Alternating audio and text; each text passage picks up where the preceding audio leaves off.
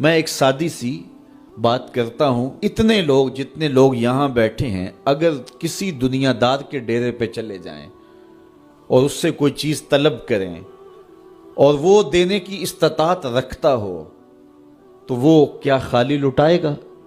وہ کہے گا اتنے لوگ آگے ہو تو ڈیرہ داری کی شان کے خلاف ہے کہ میں ان کو خالی لٹاؤں۔ تو جب یہ دنیا دار خالی نہیں لٹاتا تو رب کیسے خالی لٹائے گا؟ جب بندے اس کی دہلیز پہ چل کے آ جائیں تو وہ بندوں کی ضرورتوں کا کفیل ہے اور ان کے ہر درد کو جانتا ہے اور ان کی ضرورتوں کو پورا کرتا ہے۔ علماء نے کہا دعا ہر صورت قبول ہوتی ہے، یا تو یہ ہے کہ فوراً قبول ہو جاتی ہے، جو مانگا فوراً مل گیا، اور کبھی ایسا ہوتا ہے کہ فوراً نہیں ملتا، حکمت ہوتی ہے اور فوری دینا مناسب نہیں ہوتا تو اس کو فوری نہیں دیا جاتا، لیکن دعا بعد میں کچھ عرصے کے بعد اس کی ڈیمانڈ پوری کر دی جاتی ہے۔ اور کبھی ایسا ہوتا ہے نہ فوری دیا جاتا ہے نہ بدیر دیا جاتا ہے، اس دعا کو ذخیرہ کر لیا جاتا ہے اور حشر کے دن اس کا بدلہ دیا جائے گا۔ اور روایت میں آتا ہے حشر کے دن جب ان دعاؤں کا بدلہ دیا جائے گا جن کا بدلہ دنیا میں نہیں ملا تھا تو لوگ آرزو کریں کہ کاش کہ دنیا میں کوئی دعا قبول ہی نہ ہوئی ہوتی، سارے صلے آخرت میں ملتے۔ اللہ اکبر۔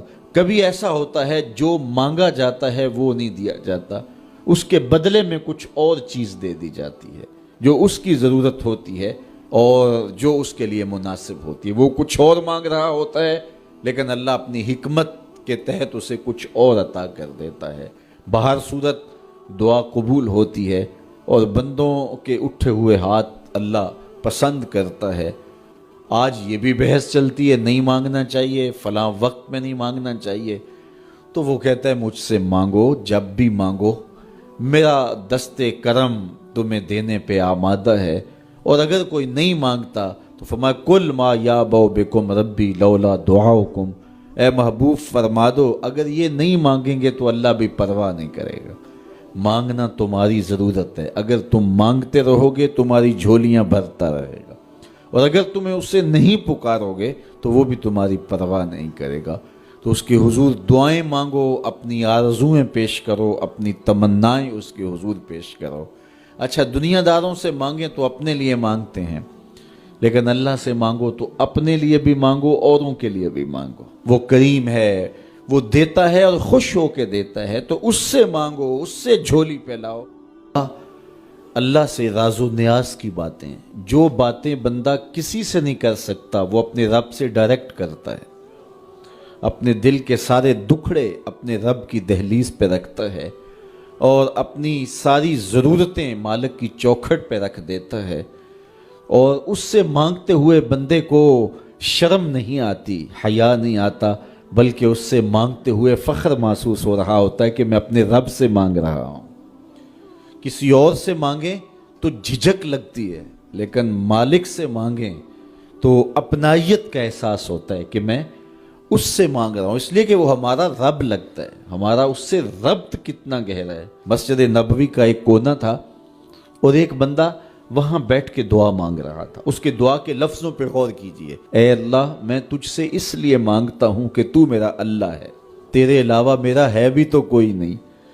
تو یہ وہ دعا مانگ رہا تھا اور مسجد نبوی کے کونے میں بیٹھا تھا۔ حضور نے دیکھا تو ایک صحابی سے کہا وہ جو دعا مانگ رہا ہے اس کو جا کے بتا دو تمہاری دعا قبول ہو گئی ہے۔